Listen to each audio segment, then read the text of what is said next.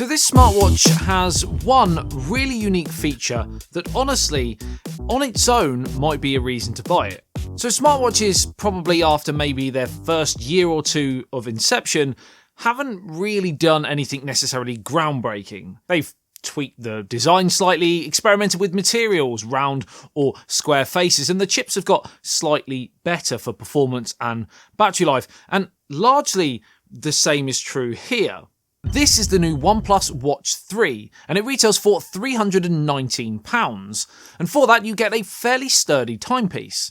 Premium titanium bezel, fluoro rubber straps, and stainless steel casing in either this obsidian black or an emerald green colourway. And that titanium has been upgraded from the stainless steel bezel on the Watch 2.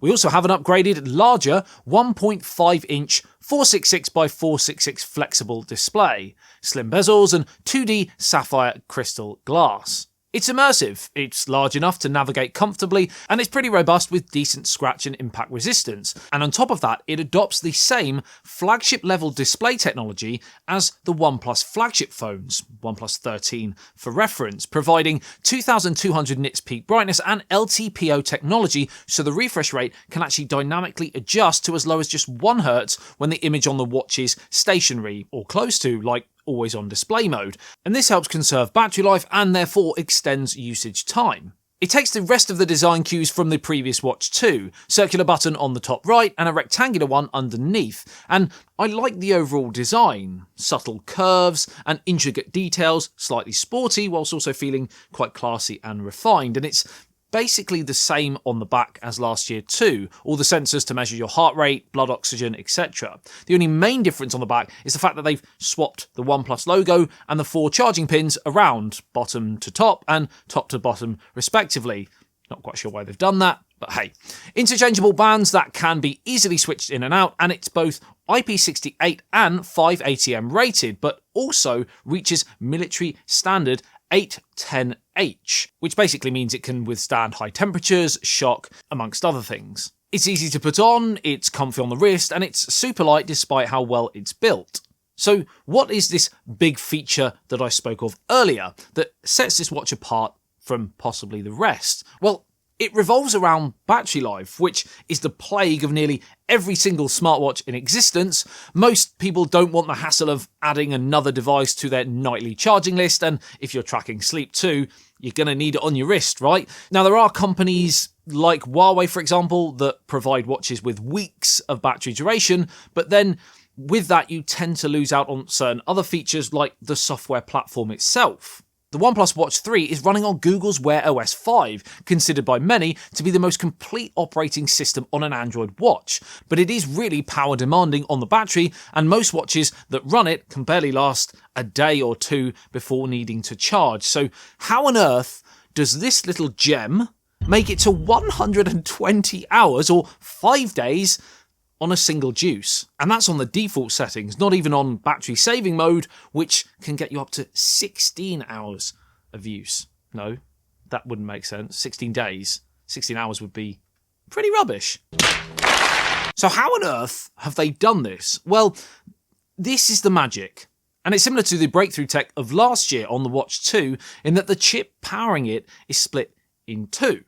You have the same Snapdragon W5 performance chip, but this is being used in conjunction with the all-new BES 2800 chip, delivering a 200% improvement in CPU performance and 400% boost in NPU processing power compared to its predecessor. This not only reduces the OnePlus Watch 3's power consumption, but also significantly enhances operating speeds, and it's quite noticeable. Much like a hybrid car, the Wear OS and its heavy-duty tasks like loading maps or music fire that W5 chip for the instant speed injection of, say, an electric vehicle. And the low-power tasks, heart rate sensors, etc., are powered by the BES 2800 chip for low-power consumption, like the more convenient endurance range of, say, a petrol car.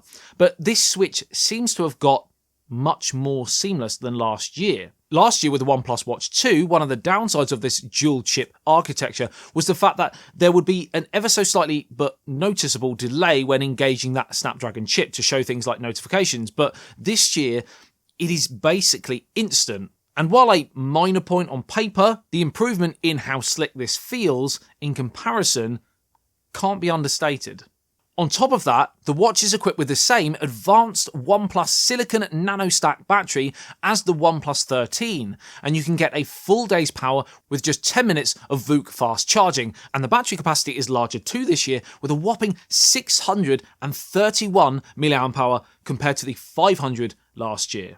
This makes it one of, if not the largest of any smartwatch available. For reference, the Apple Watch Ultra 2's is 542 mAh, the Galaxy Watch 7 is 425, and the Pixel Watch 3 is 420.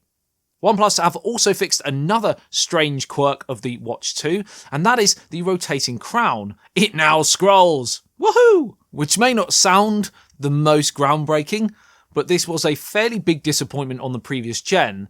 It was there, but it didn't really do anything. This does. Controlling music volume, scrolling workouts, app selections, notifications. I wouldn't say having this feature necessarily makes or breaks a smartwatch, but certainly having a rotating crown that doesn't actually really serve a major navigational purpose is a bit of a curveball that I'm not sure many were entirely into. Outside of that, the Watch 3 is really responsive, has loads of watch faces to choose from, and it just does everything else you kind of want a smartwatch to do. Notifications with a swipe up, settings with a swipe down, go to your apps with a tap of the top right button, and workouts bottom right. The Watch 3 supports 100 sports modes and has auto detection for 6 workout modes, and features a new circularly polarized antenna, which enhances its ability to receive signals from multiple directions, much like a sunflower seeking the sun, according to OnePlus.